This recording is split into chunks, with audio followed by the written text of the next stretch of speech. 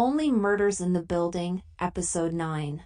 The episode opens with Charles helping Jan around and she talks about how she has a performance in her band and she is the first chair. When they are talking, Charles receives a call from Lessler, the front desk person. He tells him that he is getting visited from Saz's stunt double from Brazos. Charles says they meet each year before the stunt awards. When Saz arrives, Jan finds out that she is a female stunt double. Meanwhile, Mabel continues painting her wall of the tenants. Oscar talks to her about how he is going to meet with a lawyer that is going to clear his name for the murder of Zoe. Back in Charles's apartment, Saz explains that she is one of the first female stunt doubles. Mabel and Oscar visit Charles's apartment when they run into Saz and they are introduced. Oliver moves his things into Charles's apartment. He is evicted for not paying for all those months. He runs into Saz and is convinced that Charles had surgery when he runs into Charles. They try to figure out why Tim was poisoned. Looking through the rubbish bag, they realize he took it from floor 6 to his floor and it had 2 whiskey glasses.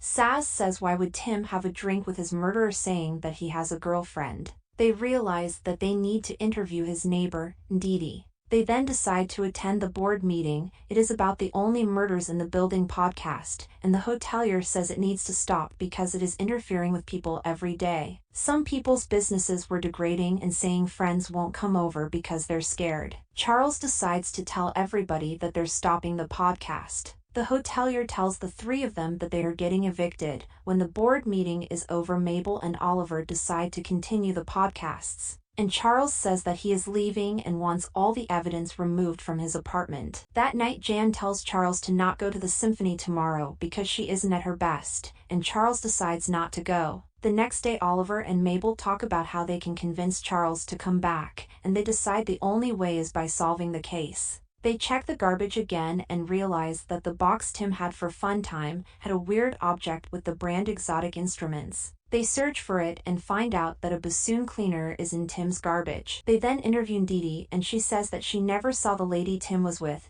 but she says that Tim knew what he was doing and that she never heard a woman scream like that. Meanwhile, Charles is talking to Saz about their relationship issues and Saz tells Charles that if he really likes her he will support her. Charles decides to go to the symphony. At the symphony, he realizes that Jan isn't the first chair bassoon player. He makes eye contact with her and leaves early. Only Murders in the Building, Episode 10. The episode opens with Tim Kono explaining that he did have a relationship with Jan, and he says that he was a lonely boy and never really had friends until the Hardy Boys. But beyond that, he was alone.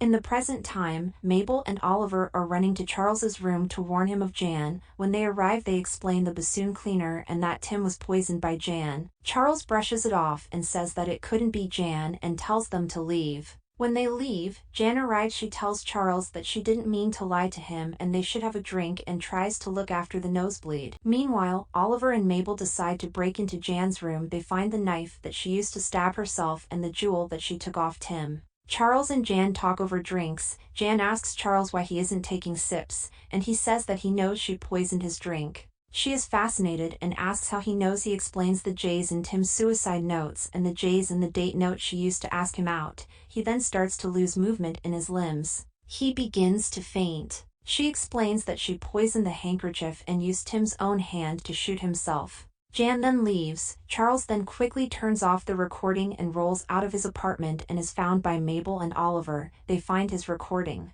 This is when a neighbor asks if they are also starting to feel a little fainty from their fireplace, and they realize that Jan put poison in the ventilation. They go into the basement. They remove the poison filters. Jan appears with a gun, pointing it at Oliver to go next to Charles. She then asks who wants to die first. Oliver throws a cart with Charles in it at her while Mabel takes her gun. Jan is arrested. Bunny the hotelier tells Mabel, Oliver, and Charles that they aren't getting evicted anymore because they removed an actual murderer. They find out that Teddy and Theo were arrested because they killed Zoe. Mabel finishes her paintings of the tenants and they decide to finish the last episode of the mystery. They then decide to celebrate on the roof. When they run out of champagne, Mabel decides to grab it in her room. Charles and Oliver receive a text from an unknown number to leave the hotel, and they quickly try to get Mabel. This is the scene at the start of the series. They run into Mabel's room and find her over Bunny's body. Police bust open the door and arrest the 3 of them. Cinda Canning is outside making a report on the next episode of her true crime podcast, Murderers in the Building.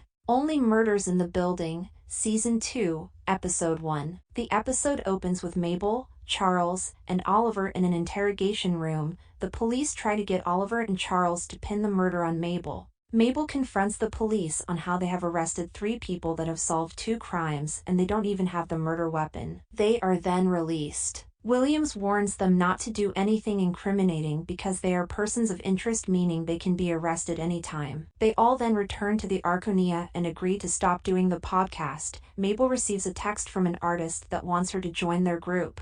Charles attends a meeting with the possibility of a Brazos reboot, and Oliver receives an offer of selling the podcast title to Amy Schumer. They all need to stay out of jail. They find out that Cinda Canning is doing a true crime episode on them. Realizing this, they need to solve the crime to clear their name. They then decide to break into Bunny's apartment to remove all of the death threat notes from Oliver. While in the room, they almost run into Howard and Uma. They are looking for a painting in Bunny's room worth over $1 million. Trying to escape, the group find a secret elevator. When they return to Charles's apartment, they find that the painting is hanging on Charles's wall. Mabel then realizes that the last words Bunny said was Savage, Charles's last name. Only Murders in the Building, Season 2, Episode 2. The episode starts with a flashback of the Arconia. Bunny was raised in the Arconia and her family owned it. We learn about Charles and his father in the flashback. His father is practicing a script with Charles when he says that they are going to live in the Arconia in the future. Back in the present day, they take down the painting and find out it is a drawing of Charles' father and it has the name Savage on the back.